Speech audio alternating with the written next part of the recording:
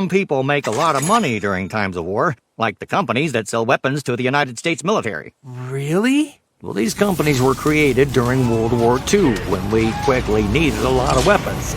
They helped us win. But after the war ended, the government and military maintained a close relationship with these companies. I called that powerful union the military-industrial complex. Eisenhower warned the American people of how dangerous the military-industrial complex would be if they gained too much power and influence. I was concerned about the military-industrial complex because the opportunity for these companies to profit from war means they are incentivized to push politicians into fighting more of them. The more wars there are, the more weapons they get to sell, and the more money they make. Day Shalom, it's your brother Yonathan. Alright, first and foremost, want to give all praises to the Most High, Yahweh, Bahashem, Yahushai, Bahashem, or Kahakwadash. Want to give double honors to the apostles and the elders of Great Millstone. Want to say Shalom to all the brothers, of course, the few sisters who are pursuing this truth and sincerity. May the blessing of election be upon your houses. What's the real profit for the industrial complex, the military industrial complex? Well, through the chaos that's going to happen in this last war, the elites will be able to usher in order from the chaos. All the nations, their economies, their infrastructure being destabilized, they're going to be able to step in with a solution to bring a sense of normalcy back to the people. But it won't be normal. They're not motivated by making more money. Okay. Wish it was that simple, right? They're motivated by having more control over the people.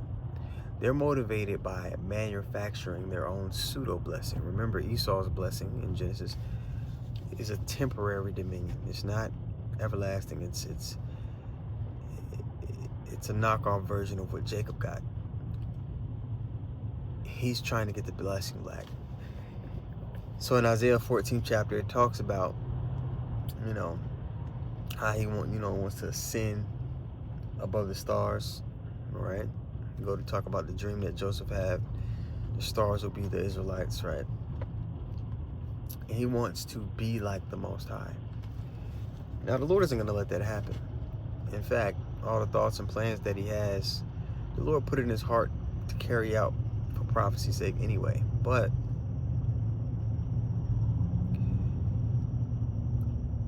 being a part of the remnant of the nation of Israel, the believers, those who are watching for the signs of the times, we're able to see through many of the deceptions, and we're able to see the bigger plays at hand whenever this devil does anything.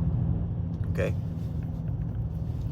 Which is part of the reason why it says in Matthew the 24th chapter, and if it were possible, they would be able to deceive the very elect, if it were possible, right? Because the elect are going to understand what's playing out before them. They're going to see through the three-card moxie. That's how you say it. Yeah, they're going to see through the sleight of hand. Okay, so that clip I played in the beginning of the video, it's a cartoon called the Tuttle Twins, and it's an educational show that some Edomites made up to educate their children on the satanic cabal. So let's get some precepts. We'll wrap this up. All right, so we're in Jeremiah 50, and we're going to read here on the right. We're going to start at verse 22. Okay, it reads, "Let the battle cry be heard in the land, and shout at great destruction, Babylon." Now, this Babylon, obviously, to those who are new, is not talking about ancient Babylon. Okay, ancient Babylon was not destroyed by fire. This is talking about Mystery Babylon, the daughter of Babylon. Okay, Babylon the Great, which is America. Okay, where all 12 tribes are oppressed together. It's the extension of the Roman Empire, which the last kingdom that will be ruling in Daniel the 7th chapter will be the revised Roman Empire. Okay, it's a part of the legs in that vision. And we know the Romans were Edomites, and the people ruling America today are descendants of those very same people, and they also are Edomites. Esau is connected with the daughter of Babylon. You go to Isaiah the 47th chapter, and then you connect that, Isaiah 47:1, and you connect that with Psalms 137, 7 through 8, and it lets you know that Esau and the daughter of Babylon are connected. Okay, so back here, Jeremiah 15:22 in the NLT on the right, it says, "Let the battle cry be heard in the land, a shout of great destruction. Babylon, the mightiest hammer in all the earth, lies broken and shattered." This is the destiny for the chief corporation the elites use to push their agenda, again, which is America. All right, the very country that sits at the head of NATO and the EU. Okay, lies broken and shattered. Babylon is desolate among the nations. Listen, Babylon, for I have set a trap for you. You know, all these things that they think they're doing, which is going to lead to them being the chief nation in the establishment of the Esau's new NWO. No. It's not going to play out the way they think it is. Babylon is desolate among the nations, and the fractured relationships they have because of Nero. You know, we believe the Orange Man to be the regeneration of Nero, who was, you know, the man in charge at the demise of the ancient Roman Empire. Okay, Babylon is desolate among the nations. Listen, Babylon, for I have set a trap for you. You are caught, for you have fought against the Lord. And they fight against the Lord's way, and they deliberately fight against the Lord's people, right? They fight against the family of the heavens. So they made themselves an enemy of the Most High, and they were created to be such. Proverbs 16:4. The Lord created all things for himself, yeah, even the wicked for the day of evil. So that's their part in the Lord's movie. So we know the end is going to be destruction. They lose at the end of the day. Regardless of what it looks like with the eyes on our faces, these people are going to lose. Worse than anybody has ever lost. Worse than Pharaoh lost. Okay? Verse 25 here, it says, "The Lord has opened his armory and brought out weapons to vent his fury. The terror that falls upon Babylon, that falls upon the Babylonians, will be the work of the sovereign Lord." The missiles, the ICBM missiles being shot on this place from all these various countries, including some of their allies. And of course, the chariots shooting down that concentrated fire. Okay, that's documented in 2nd Ezra, the 13th chapter. Okay. So it says, the terror that falls upon the Babylonians will be the work of the sovereign Lord of heaven's armies. Yes, come against her from distant lands, break open her granaries, crush her walls and houses into heaps of rubble, destroy her completely and leave nothing.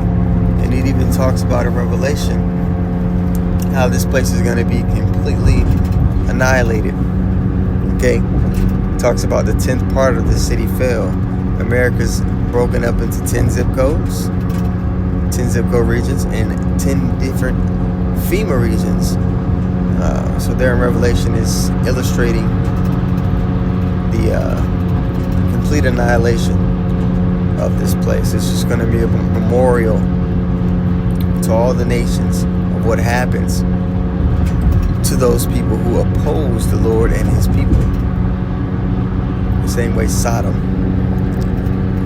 is a memorial for those that after should live ungodly, as the scriptures say.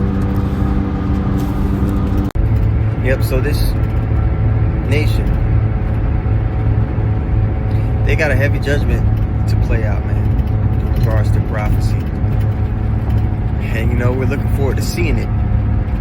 We're tired of being in this place, man. Like the scriptures say, they wore out the saints.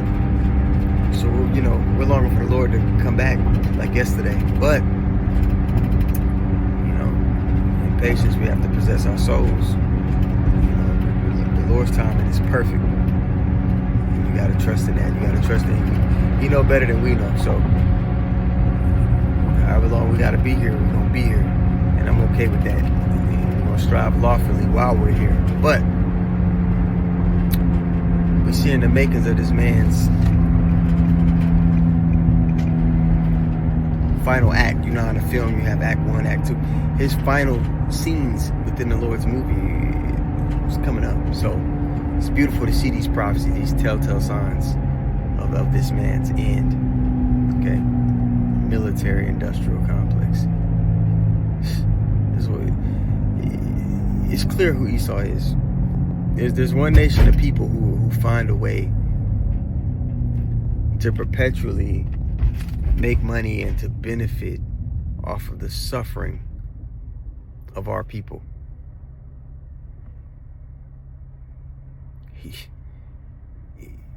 He's become rich off of the suffering of our people.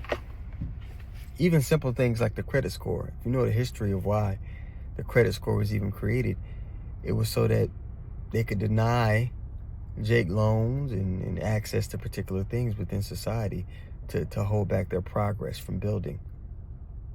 Everything within this place, everything within the infrastructure was set up to be a chain and a bind unto you. They don't need physical chains anymore. So we're still in, spiritually speaking, man, we're still in hardcore bondage. Not physically, we don't have physical chains that you can see, but everything you do, everything that you, every hoop you have to jump through within the society is a chain. And if you're still okay with being here, your spirit's off and the Lord ain't dealing with you. I could sugarcoat it and try to say it nicely, but if you're okay with being here, the Lord is not with you. It doesn't add up. Lot was called righteous, and the scriptures say he was vexed from day to day with the filthy conversation of the wicked. You can't love the Lord and love righteousness and be okay with America and the society the way it's run. You can't be both. All right, so, you know, I seen that clip. Headed back to the house, just getting off of work. Abaratazah was edifying. I want to give all praises once more to Yahweh, Bahashim Yahushai, Bahashim Rekah HaKodash. I want to give double honors to apostles and the elders of Great Millstone. I want to say shalom to all the brothers and, of course, the few sisters who are pursuing this truth in sincerity. All right, may the blessing of election be upon your houses.